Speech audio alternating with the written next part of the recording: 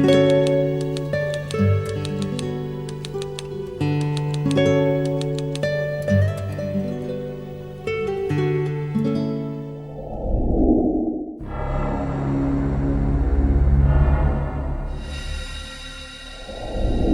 tema que traemos para hoy se titula ¿Qué significa Romanos 19? Y como texto base, vamos a leerlo. Que si confesares con tu boca que Jesús es el Señor y creyeres en tu corazón que Dios le levantó de los muertos, serás salvo.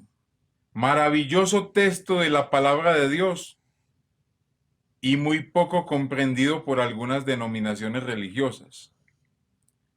Algunas denominaciones evangélicas utilizan este texto para esquivar los demás requerimientos que tiene la salvación, como son el arrepentimiento, el bautismo, la llenura del Espíritu y la santidad. Esas denominaciones evangélicas les dicen a los ingenuos que no conocen la Escritura que con solo decir que Jesús es el Señor y que Dios lo levantó de los muertos, pues que ya son salvos. Y les dicen, levanta tu mano allá donde estás y confiésalo. Luego les dicen que hagan una oración de fe y terminada la oración de fe, les aseguran que ya son hijos de Dios. Toman solo este versículo que está en el capítulo 10 de la carta a los romanos e ignoran los 9 capítulos anteriores que conlleva a Pablo a tal declaración. Me pregunto, ¿será esto lo que afirmó Pablo al escribir esta carta a los romanos? Pues en esta hora les invito a que analicemos este capítulo 10 de la carta a los romanos. Pero para poder analizar esta carta, debemos de tener en cuenta algunas cosas que son bien importantes. La carta va dirigida a judíos y gentiles, romanos, creyentes convertidos a Cristo. Y de esto podemos dar verdad porque está en el verso 7 del capítulo 1. Y miren lo que dice, que son los destinatarios de la carta. A todos los que estáis en Roma, amados de Dios, llamados a ser santos. Como segundo punto a tener en cuenta, cabe recordar que al citar este pasaje del capítulo 10, Pablo ya les había explicado la doctrina del pecado, la doctrina de la justificación, la doctrina de los bautismos, la doctrina del arrepentimiento y la doctrina de la santificación. Veamos pues que esto es así. En el capítulo 3, el verso 10, les explica la doctrina del pecado.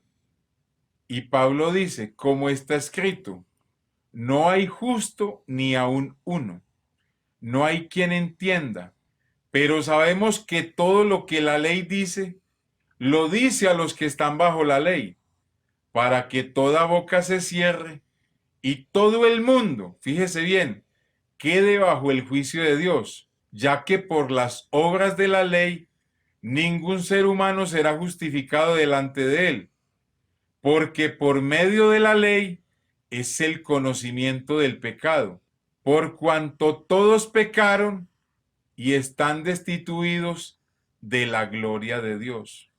Les da a conocer su situación de pecadores y que están destituidos de la gloria de Dios. Ahora Pablo prosigue y les habla de la doctrina de la justificación.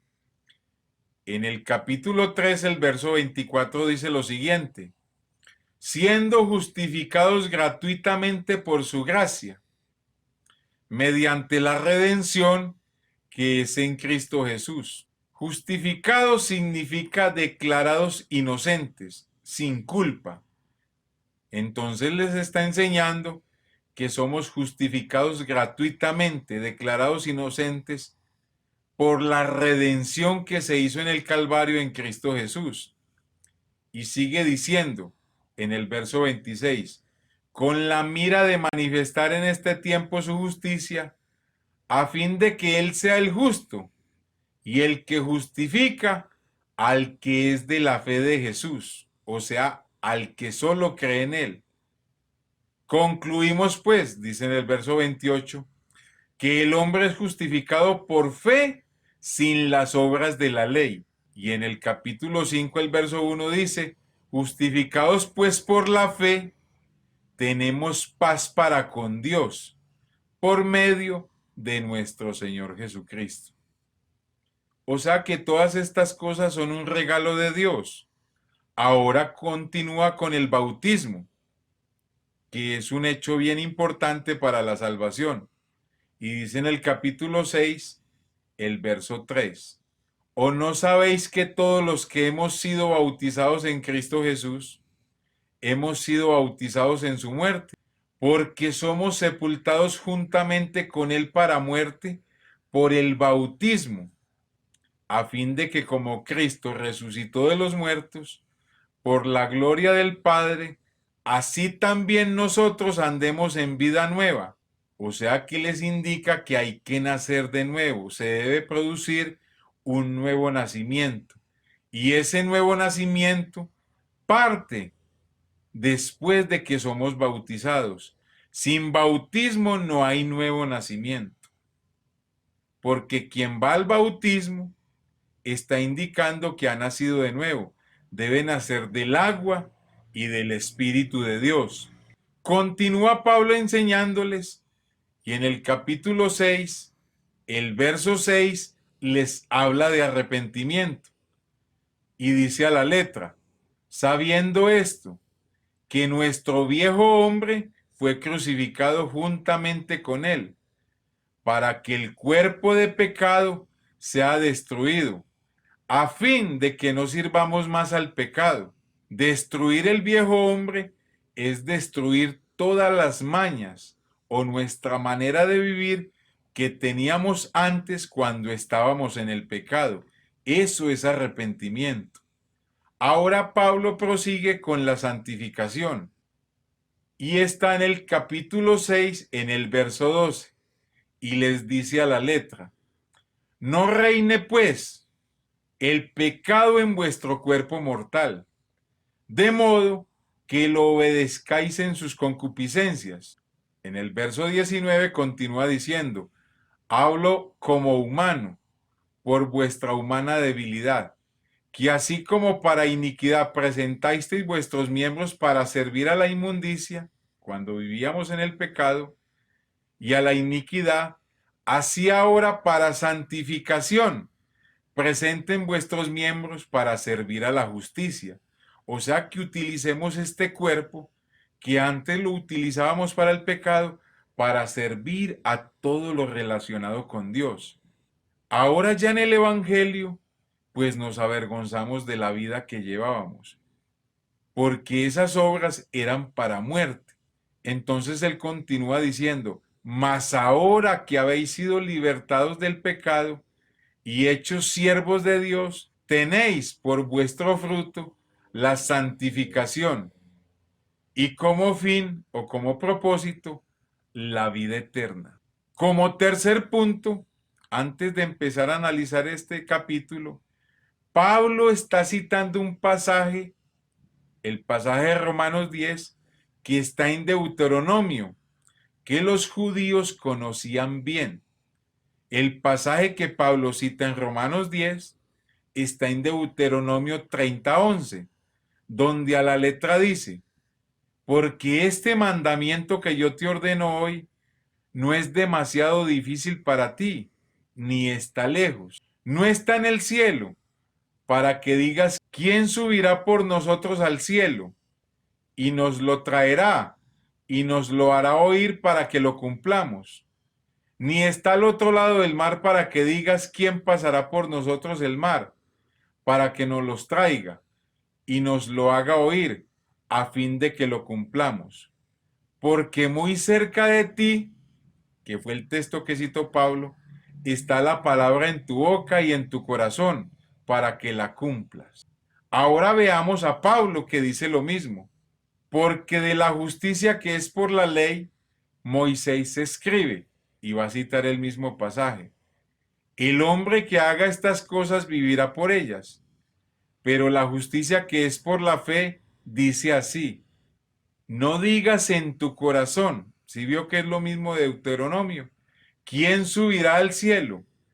Esto es para traer abajo a Cristo. ¿O quién descenderá al abismo? Esto es para hacer subir a Cristo de entre los muertos. Mas, ¿qué dice? Cerca de ti está la palabra en tu boca y en tu corazón. Citó Pablo el mismo texto de Deuteronomio y continúa diciendo, esta es la palabra de fe que predicamos, que si confesares con tu boca que Jesús es el Señor y creyeres en tu corazón que Dios le levantó de los muertos, serás salvo. Porque con el corazón se cree para justicia, pero con la boca se confiesa para salvación. Pues la Escritura dice, todo aquel que en él creyere no será avergonzado. Porque no hay diferencia entre judío y griego, pues él mismo que es Señor de todos, es rico para con todos los que le invocan. Porque todo aquel que invocar el nombre del Señor será salvo. Es el mismo pasaje de Deuteronomio, pero aplicado a Cristo. Lo que esto nos muestra es que no fue nuestro esfuerzo el que trajo al mundo a Cristo o le resucitó. No es nuestro esfuerzo lo que nos reconcilia con Dios. Dios lo ha hecho por nosotros y no tenemos más que aceptarlo y recibirlo. Teniendo toda esta introducción y conociendo a quién va dirigida la carta y la explicación de capítulos anteriores, cabe preguntarnos, ¿qué quiso decirles Pablo a los creyentes judíos y gentiles que estaban en Roma con este versículo 9 del capítulo 10 de Romanos? Pablo desde el verso 1 del capítulo 10 habla de la condición en que está Israel, que no es salvo, que tienen celo de Dios, tenían celo para adorar a Dios, pero no era como Dios decía. Pero ese celo estaba mal orientado.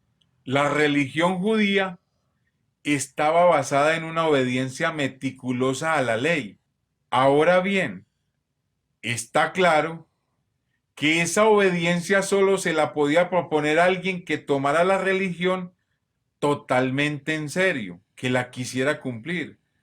Pero sabemos que no era nada fácil, era casi que imposible.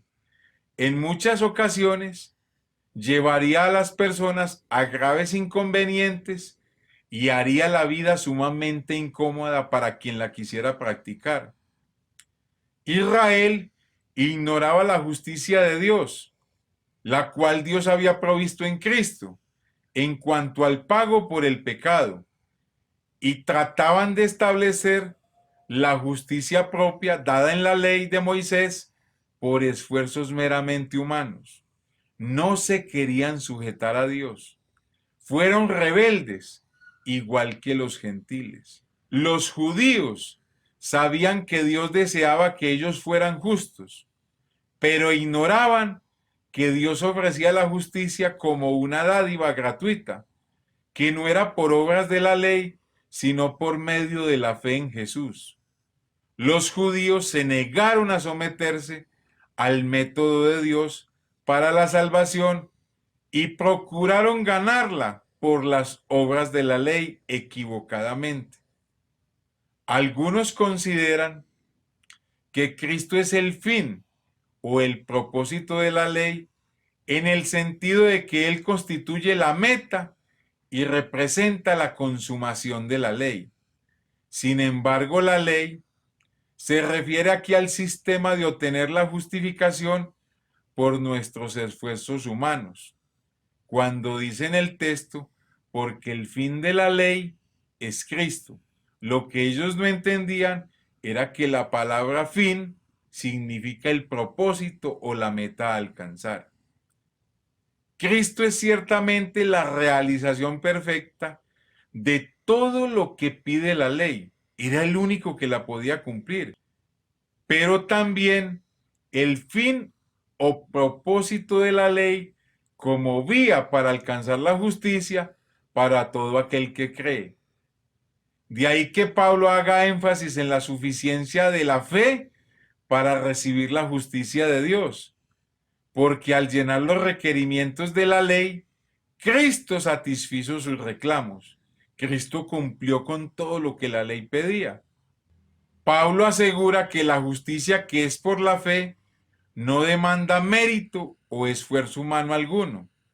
Cristo ya ha hecho lo necesario para nuestra salvación. Ahora vamos a la frase, si confesares que Jesús es el Señor, muy popular en el mundo religioso, pero que muchos desconocen qué significa. La palabra para Señor es Kyrios. Kyrios es la palabra clave del cristianismo primitivo. Su significado pasó por 4 etapas. Kyrios llegó a significar título de respeto. Se le decía a alguien cuando se le quería decir señor, como nosotros decimos señor en español, o sir en inglés, en el inglés británico, o monsieur en francés. A toda persona que se le dijera señor, pues se le trataba con esta palabra. También llegó a ser un título que se le aplicó al emperador romano. Al emperador romano se le decía el Kyrios, porque se le reconocía que era la autoridad suprema. También era un título que se le dio a los dioses paganos, que se colocaban antes del nombre. Por ejemplo, había un dios que se llamaba Serapis y se le decía Kyrios Serapis. También en la traducción al griego del Antiguo Testamento, Kyrios es la traducción normal del nombre divino Yahweh o Jehová.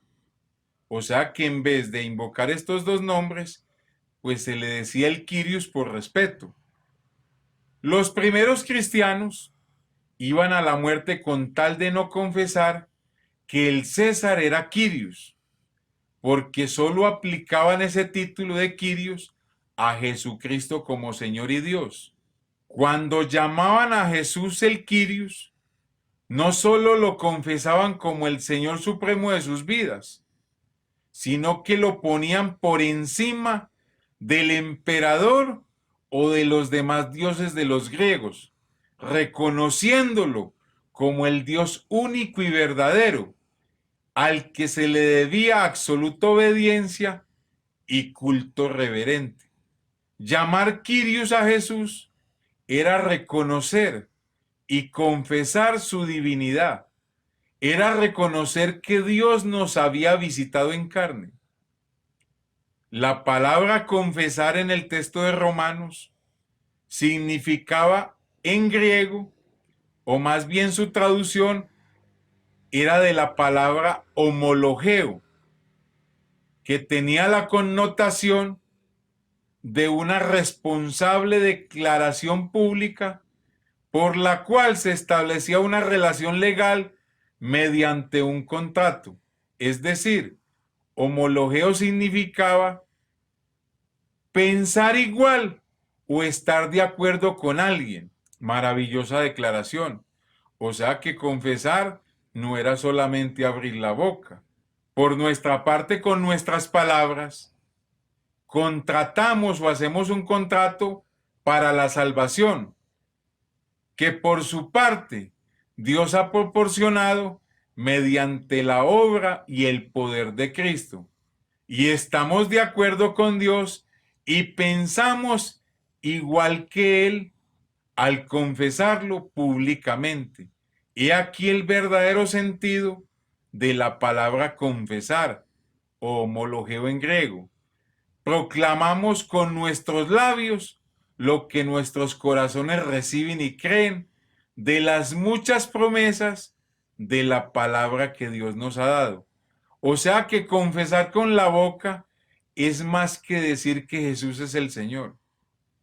Es aceptar que a cada creyente se le asigna un púlpito personal en el hogar, en la comunidad o en el barrio donde vive, en la oficina, en la escuela, desde donde mostrar y contar a otros acerca de las nuevas del Evangelio, que nuestro Dios se manifestó en carne para pagar por nuestro pecado, cumpliendo él mismo todos los requerimientos de la ley, y que esa manifestación en carne es nada más y nada menos que nuestro Señor y amo, al cual le debemos reverencia y adoración, porque es nuestro Dios manifestando su gran amor por nosotros.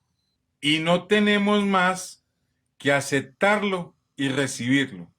La gente no llega a la fe a menos que lea la Biblia o alguien le hable del mensaje o le predique el Evangelio.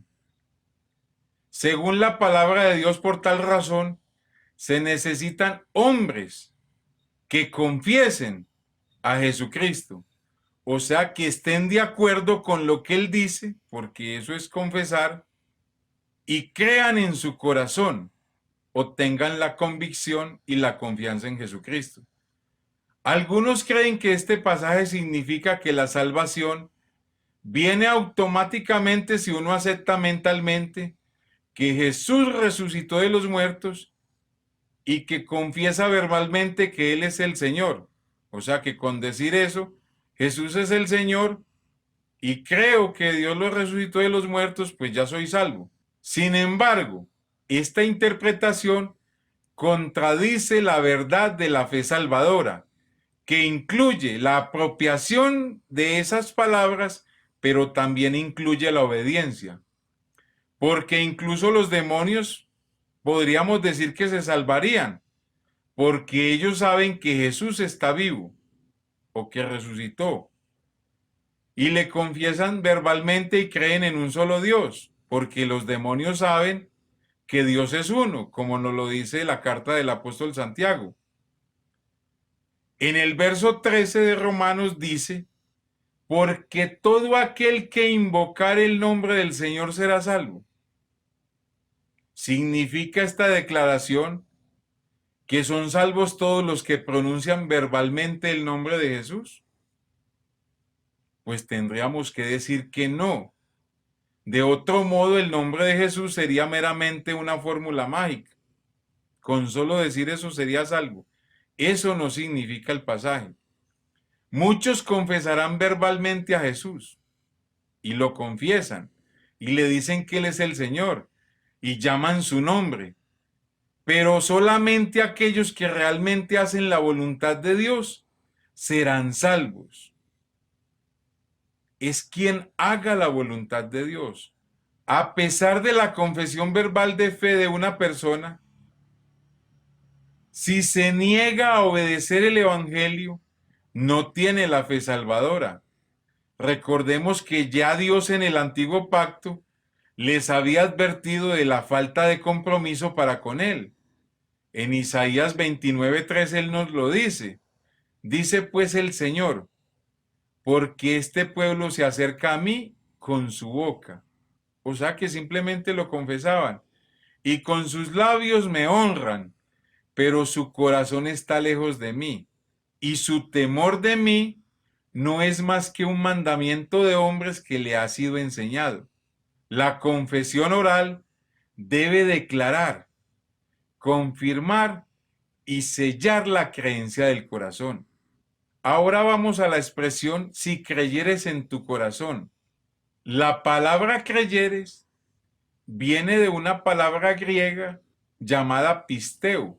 Es la forma verbal de la palabra pistis, que significa fe, la cual significa, esa palabra pistis, confiar, tener fe en algo, estar plenamente convencido de reconocer a alguien y depender de él. O sea que la palabra pisteo, que está relacionada con creer en el corazón, es más que creer en las doctrinas de la iglesia o en artículos de fe. Esa palabra expresa dependencia total y confianza personal que deviene en obediencia, o sea, que me impulsa a obedecer. El vocablo en sí implica sometimiento a la voluntad de Dios y una confesión positiva del señorío de Jesús en nuestras vidas. Si decimos que la salvación significa seguridad, quizás tenemos el mejor equivalente a la palabra confesar o creer en el corazón. Recibimos la justicia por medio de la fe y experimentamos aquella justicia como seguridad por la confesión incesante, o sea, en todo momento, de Cristo como nuestro Señor. Esta seguridad está basada en la resurrección de Cristo, que al igual que a Él, Dios nos resucitará también a nosotros por el Espíritu que habita en Cristo, que está en nosotros. Todo el Evangelio descansa en la muerte, sepultura y resurrección de Cristo. Eso es lo que hay que creer y de lo cual hay que estar seguros. Si Cristo no hubiera resucitado, nuestra esperanza estaría muerta. O sea que no basta con solamente decir que Jesús es el Señor y que Dios lo resucitó. Hay que creer verdaderamente esto y andar en obediencia a su palabra. Creer en la resurrección de Cristo es aceptar que si Él vive en nosotros, nosotros somos transformados por su Espíritu que vive en nosotros. Hemos pasado de un estado de muerte que es dado por el pecado a la vida eterna que hay en Jesús.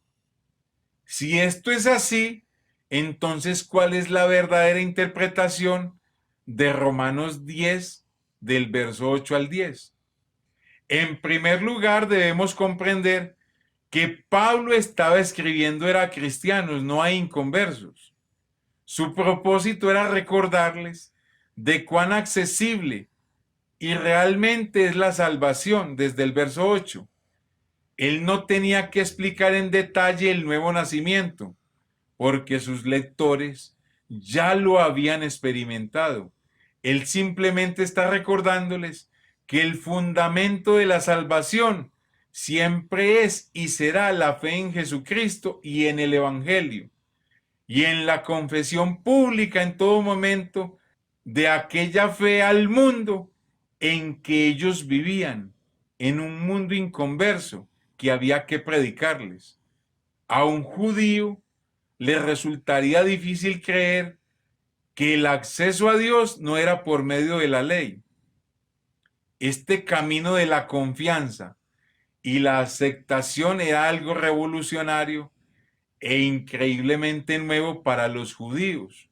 Aceptar que la salvación era por la fe en Jesucristo. Además, les resultaría sumamente difícil creer que el acceso a Dios estaba abierto a todo el mundo y no solamente al pueblo judío. Era difícil para un judío aceptar que la fe llevara a los gentiles a Dios sin tener en cuenta la ley. Les parecía a los judíos que los gentiles no podían estar en la misma posición que los judíos de Israel. Así que Pablo concluye su argumento citando dos pasajes del Antiguo Testamento como la última demostración. Cita en primer lugar a Isaías 28:16, que dice a la letra: nadie que crea en él será defraudado. No se dice nada de la ley. Todo se basa en la fe, en este texto de Isaías. Y en segundo lugar, le cita a Joel 2:32, que son los dos versos que cita Pablo. Todo el que invoque el nombre del Señor se salvará. No hay limitación aquí. La promesa es para todos. Por tanto, no hay diferencia entre judíos y gentiles. O sea que este pasaje es en esencia una apelación a los judíos para que abandonen el camino del legalismo que trataban de imponer en Roma y acepten el de su gracia. Es una apelación para que reconozcan que su celo por la ley está descarriado y para que presten atención a los profetas que declararon hace mucho tiempo que la fe es el único camino de acceso a Dios. Recordemos que la Biblia dice, el justo por la fe vivirá. Pero muchos entienden este pasaje diciendo que el justo vivirá por la ley y es por la fe. Y que este camino está abierto a todo el mundo, no solo a los judíos, sino a los gentiles que quieran adoptar la fe de Jesucristo. Así que no nos dé vergüenza invocar este nombre para salvación, porque sabemos que es el único nombre en el cual podemos confiar de que podemos obtener la salvación. No se avergüence si le dicen que sobre usted ha sido invocado el nombre de Jesús y se burlen de usted, porque estamos confiados y no tendremos que huir cuando el Señor nos despertare para darnos su reino, ni nos tendremos que avergonzar cuando estemos delante de su presencia y salir a escondernos de él, porque estaremos confiados en lo que él ha hecho por nosotros. Amigo y hermano, nadie nos ama más que Jesucristo, y quien lo ama a uno, le dice la verdad.